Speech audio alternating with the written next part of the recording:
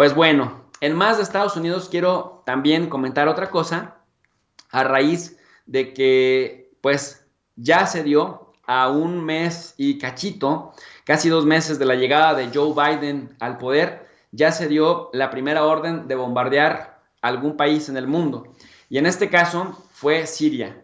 Estados Unidos lanza ataque aéreo contra milicianos apoyados por Irán en Siria por órdenes del presidente Biden. Las fuerzas estadounidenses lanzaron un ataque aéreo contra una estructura que pertenecía a milicias respaldadas por Irán como represalia por los ataques recientes sufridos por personal estadounidense y de la coalición en Irak, según informó el Departamento de Defensa.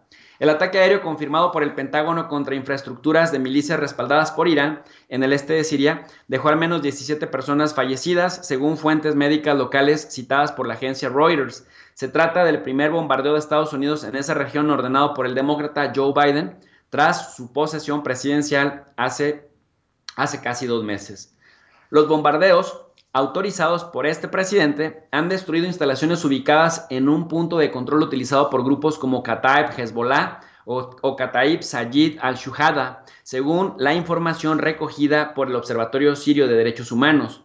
Y es que además, este observatorio señala que no fueron 17, sino 22 los milicianos que perdieron la vida en el área de Abu Kamal, en la provincia de Deir ez-Zor, debido a la ofensiva norteamericana.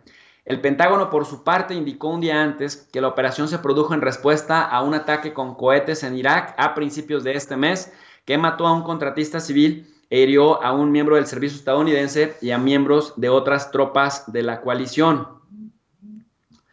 Esta respuesta militar fue proporcional, dijo John Kirby, el jefe de prensa del Pentágono. La operación envió un mensaje inequívoco. El presidente Biden actuará para proteger al personal estadounidense y de la coalición. Continuó, si bien hemos actuado de un modo que deliberadamente busca desescalar la situación en el este de Siria e Irak, no vamos a permitir ataques contra nuestro personal. Esta es la primera acción militar ordenada por la administración del presidente Joe Biden cuando persisten las amenazas en Medio Oriente frente a personal estadounidense. No obstante, la prensa estadounidense reporta que la decisión de Biden de atacar en Siria no parece indicar una intención de ampliar la participación militar de su país en la región, sino más bien de demostrar una voluntad de defender a las tropas de Estados Unidos en Irak. Ese bombardeo puso a prueba a un Biden que pretende reabrir las negociaciones con Irán para recuperar el acuerdo nuclear en 2015 que la administración de Trump decidió abandonar en 2018. Este viernes, el Pentágono también ha planteado a Biden otras opciones de ataque de mayor escala, pero el líder demócrata optó por la más limitada, según explicaron fuentes de defensa a la prensa local, si bien por la noche, además, habían trascendido detalles de los daños causados en Siria. La decisión de atacar solo en Siria y no en Irak da margen de maniobra al gobierno iraquí, que está llevando a cabo su propia investigación de aquel ataque del 15 de febrero.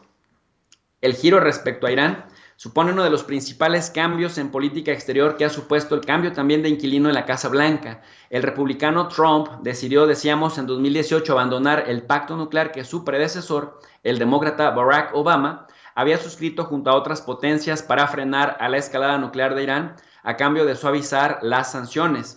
Su recuperación, que es uno de los objetivos de Biden, no resulta nada sencilla. Por una parte, Teherán ha amenazado con limitar el acceso de los inspectores internacionales a algunas instalaciones y superado los límites permitidos de enriquecimiento de uranio. Y por otra, porque Washington no está dispuesto a levantar las sanciones mientras Irán siga incumpliendo el acuerdo e Irán no piensa adaptarse a ese marco mientras Washington no suspenda esas sanciones. Es decir, un círculo vicioso. La tensión entre Estados Unidos e Irán estuvo a punto de desbordarse a principios de 2020, cuando el ejército estadounidense mató al poderoso general Qasem Soleimani, comandante de la fuerza de élite Al-Quds de la Guardia Revolucionaria de Irán, en un ataque con drones. Soleimani estaba planeando ataques siniestros e inminentes contra diplomáticos y personal militar estadounidense, pero lo descubrimos en el acto y terminamos con él, afirmó entonces Donald Trump, quien era presidente de Estados Unidos.